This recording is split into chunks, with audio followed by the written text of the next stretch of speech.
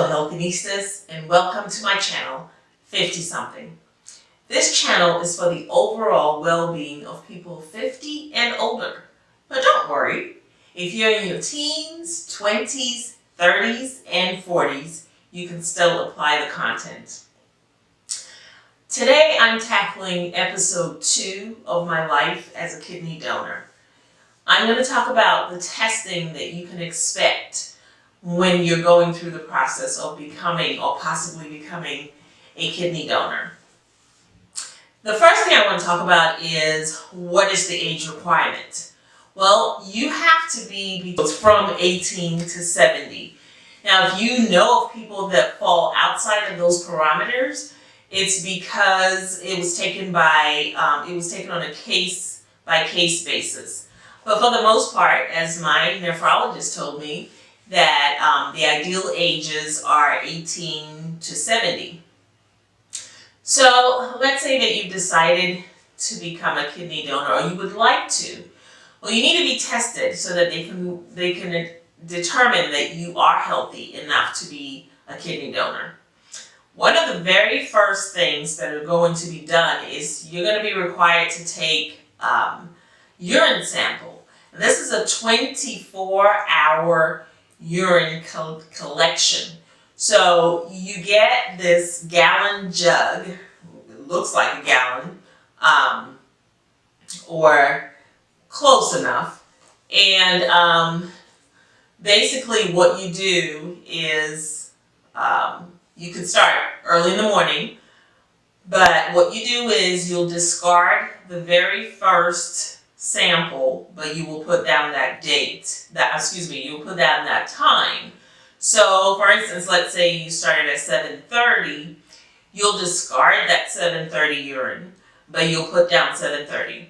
And then you will continue to collect the sample throughout the day and throughout the night, throughout the next morning, and also being mindful to refrigerate the urine sample, because they like you to keep that on ice while you're collecting.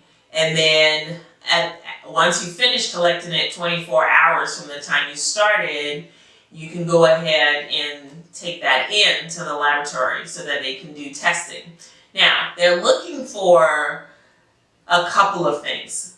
First of all, they want to make sure you don't have any protein, specifically albumin. They want to make sure you don't have that in your urine, because if you do, then you might potentially have a problem with your kidneys. And if you do, then you're not going to be able to be a donor. The second thing is creatinine. Creatinine is a chemical that's produced by the contraction of muscles. So it's produced in our muscles, and there's a certain range that normally exists in our urine. And if it exceeds that range, then that's a potential that you may have kidney disease. And so it's important that your creatinine level is at a certain level, and that they take that through your blood and your urine. So for the blood creatinine, it has to be between 0.5 to about 1.1, around there, for it to be normal. And then they also want to see whether you're dispensing creatinine through your urine.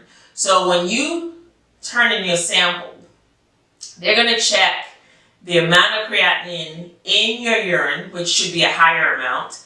And then they're also going to draw a sample and do a blood creatinine, which is the range that I told you about. So that's the very first test that you're going to be sending in.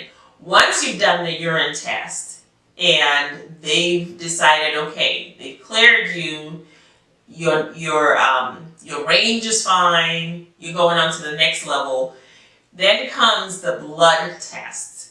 So they're looking for things like cholesterol level, sugar, we're looking at A1C, they're looking for GFR, they're looking for make sure that you don't have your triglycerides aren't high. They're looking for different factors that would show whether you're prone to heart disease or diabetes, or that you're healthy enough to proceed.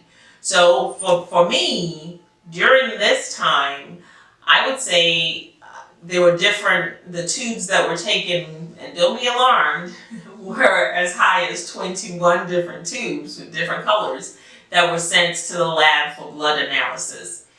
And then for me personally, my A1C came out a little higher, and so they decided to do a test that was more refined than the A1C, and it was called the fructosamide test, and that came out okay. So I was cleared then to move on to the next level. So once you've been determined that yes, your blood is fine, you're healthy, one thing I should mention also, in order to be a donor, you and the recipient have to have, your blood has to be compatible. So I was O positive, and it so happens that my recipient was also O positive. And someone that's O negative is considered a universal blood donor, so that person would have also have been a good candidate. So moving right along, once you've gone through and you're healthy and have to go through the next step, then you have to go back for blood work for your tissue cross-match. So now they're looking at different markers, and what they do is compare it to the recipients to make sure that you match up. And that's where a lot of people say, oh, I was a perfect match. It comes from the tissue cross-match. So my blood samples that were taken, it was about 11 tubes at this time that was taken for the tissue cross-match. And mine was sent to Johns Hopkins, and that's where the tissue cross-match was done. And then I got the results that were a perfect match. So it's important, after that one's taken and you're a perfect match, you're good to go. Now, before you can even be cleared to go, you have to do a CT scan so that they can see your actual kidneys, and the surgeons can examine, and the nephrologist can examine your kidneys and see that anatomically you're good to go to be able to be a donor.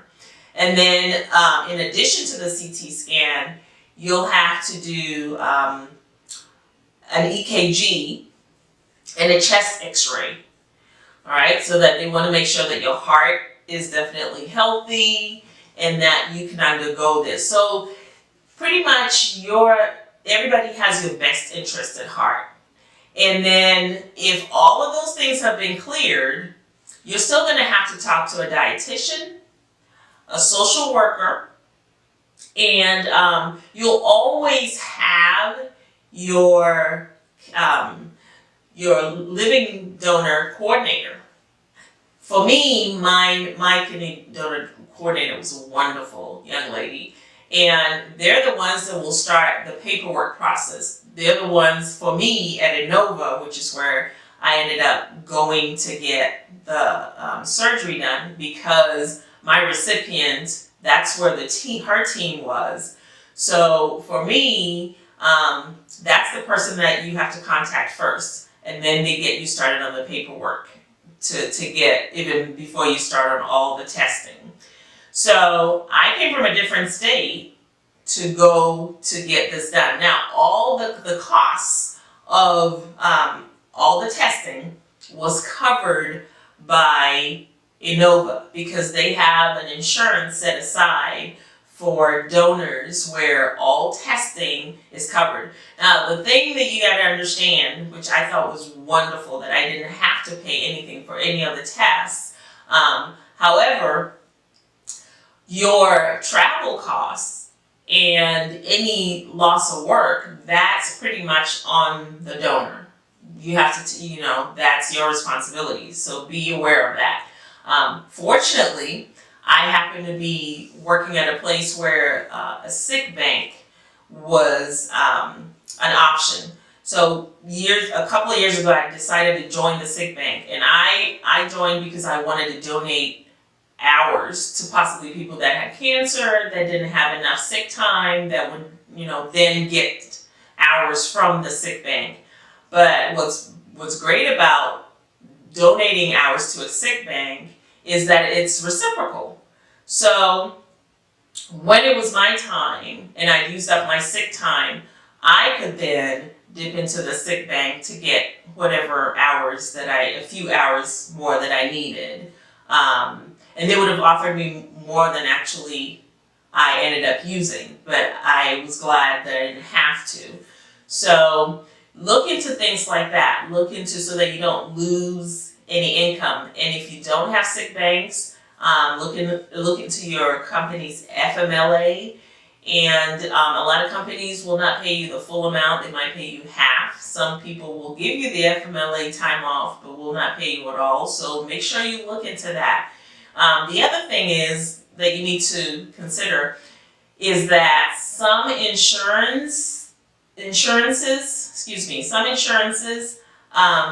this is rare, this is very rare, might not cover you after you donated. So you really want to check with your insurance first, but I've been told that it's rare. It's something that I feel like I should mention.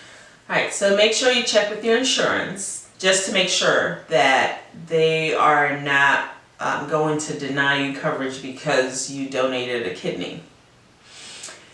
So I hope that this has been helpful, and stay tuned for episode 3, which is the actual day of the surgery. There's some silly things in there, so stay tuned for that. And as always, doing something is better than nothing.